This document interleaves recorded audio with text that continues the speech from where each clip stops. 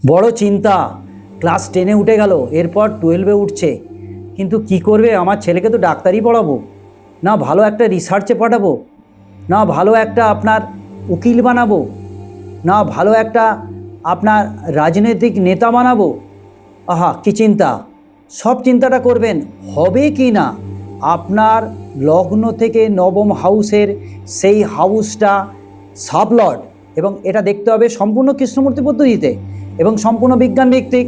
যদি তার সাবলর্ড দেখেন যে নবম হাউসের সাবলর্ড 11th কানেকশান হয়ে আছে, তাহলে এবং যদি ডাক্তারি পড়ান তাহলে রবিচন্দ্র হয়ে আছে কিনা, যদি উকিল বানান সেখানে শনি আছে কিনা, যদি পলিটিক্স বানান সেখানে রবি আছে কিনা, সব কিছু দেখে এবং সেই সাবলর্ডটা 8-12 কানেকশান হয়ে যায়নি তো?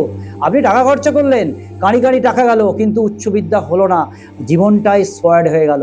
তাই নাম্বার যাচ্ছে, এই নাম্বারটা কল করবেন আর কমেন্ট করে আমাকে জেনে নিন যে সত্যি তার লেখাপড়াটা ওই দিকে আছে কি না।